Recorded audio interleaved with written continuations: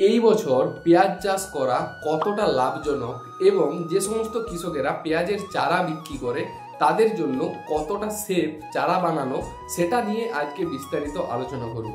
তো মনোযোগ দিয়ে সকলে ভিডিওটি দেখুন, আশা করি নতুন কিছু জানতে পারবেন আজকের ভিডিওর মাধ্যমে। এবং অবশেষে কি আমি দেখাবো যে কোন জাতের পেঁয়াজ আপনারা এই বছর চাষ করতে পারেন বা চাষ করলে আদৌ লাভ হওয়ার সম্ভাবনা রয়েছে কিনা। তো চলুন ভিডিওটিকে শুরু করা যাক। পেঁয়াজ সাধারণত আশ্বিন ও কার্তিক মাসের মধ্যে তলা রেডি করা হয়, তারপর এটা জমিতে বপন করা হয়। তাই এই সময় পেঁয়াজের ক্রেজ বা খুব চাহিদা থাকে, তাই এই সময় পেঁয়াজ চারার চাহিদা খুব বেশি থাকে। কিন্তু এখন বর্তমান দিনে যদি পেঁয়াজের বাজার মূল্য দেখেন, এখন দেখবেন পেঁয়াজ বাজারে 15 থেকে 20 টাকা কিলো হিসাবে বিক্রি হচ্ছে বর্তমানে। তো এই অবস্থায় কৃষকেরা অনেকেই জানতে চাইছেন যে এই বছর কি করাটা ঠিক হবে বা এই বছর কি আমরা ভালো দাম পাবো, অর্থাৎ বেশি পরিমাণে কি মুনাফা লাভ করতে পারবো। এই সমস্ত কোশ্চেন সকল কৃষকের মধ্যেই রয়েছে, যার জন্য আজকের ভিডিওটি বিশেষভাবে বানানো। তো চলুন ভিডিওটার মধ্যে বিস্তারিত আমি কিছু আলোচনা করব। তারপর যদি মনে হয় যে আপনাদের পেঁয়াজ চাষ করাটা উচিত তাহলে করবেন, যদি মনে হয় যে না পেঁয়াজ চাষ করাটা উচিত নয় তাহলে চাষ করবেন না। এবং আরো একটা যে তথ্য আমাদের সকলের সামনে এসেছে বা ইতিমধ্যে আমরা সকলেই জানতে পেরেছি, পেঁয়াজ বীজের দাম অনেকটাই বেড়ে গেছে। যেই পেঁয়াজের দাম ছিল 2000 বা 2200 টাকা, সেই পেঁয়াজ কিন্তু এক লাফে দাম বাড়িয়ে প্রায় 3300, 3400 বা 4000 টাকা পর্যন্ত কিলো হিসাবে বিক্রি হচ্ছে বীজ। তো এই অবস্থায় অনেক কৃষক কোশ্চেন করছেন যে এত দামে যদি আমরা বীজ কিনি তাহলে কি তলা ফেলে আমরা লাভ করতে পারবো? এটাও একটা বেশ বড় প্রশ্ন থাকে। তো প্রথমত বলি যে পেঁয়াজের বীজের দাম বাড়ার কারণ, আগের বছর প্রোডাকশনের পরিমাণ খুব অল্প হয়েছিল বা বেশিরভাগ কোম্পানির প্রোডাকশন নেই বললেই চলে, তার জন্য পেঁয়াজের দাম এতটা বেশি হয়েছে। এটা তো সকলেরই আমাদের কম বেশি জানা, যে জিনিসটার উৎপাদন কম হবে সেটার দাম বা ডিমান্ড বেশি থাকবে, এটা আমরা সকলেই জানি। তো পেঁয়াজ বীজের দাম বাড়ার সাথে আমার মনে হয় না যে কোনো রকম কোনো সম্পর্ক আছে চাষের জন্য। যদি আপনি চাষ করতে চাইছেন অবশ্যই চাষ করুন, আর অরিজিনাল যে সুখসাগর পেঁয়াজ বীজ সেটাই চাষ করবেন, কারণ এটার ডিমান্ড ভালো থাকে এবং পেঁয়াজটার সাইজও ভালো হয় আর সব দিক থেকে এটা এক নম্বর।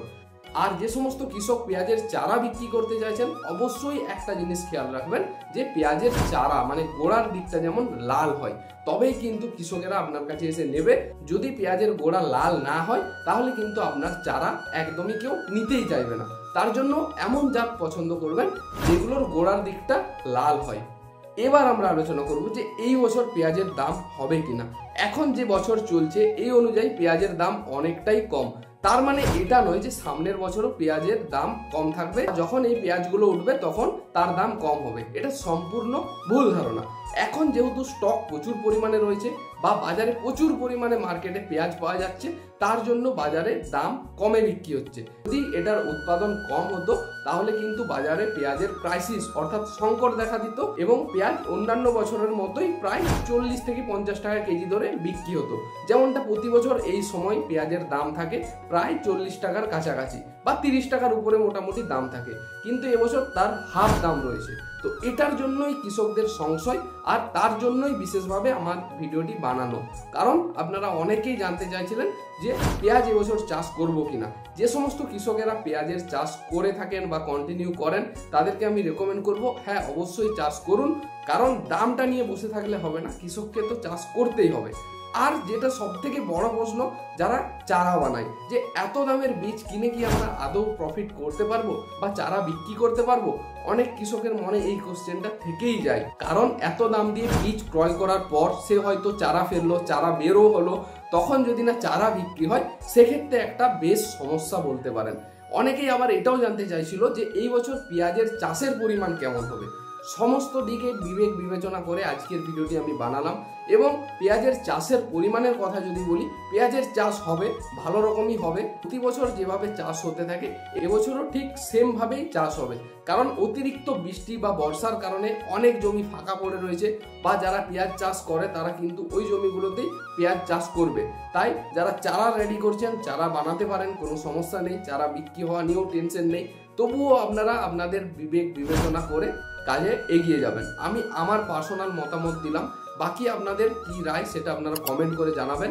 এবং আরও একটা কথা যেটা, যে কোন বীজ আপনারা চাষ করবেন, যেটা আপনাদের আরও একটা প্রশ্ন, যে কোন বীজটা আমরা এবছর চাষ করব। যেহেতু সমস্ত বীজের দাম বেড়ে গেছে বাজারে, এবং কোন বীজের গোড়াটা লাল হয় সেটাও আপনারা অনেকেই জানতে চান।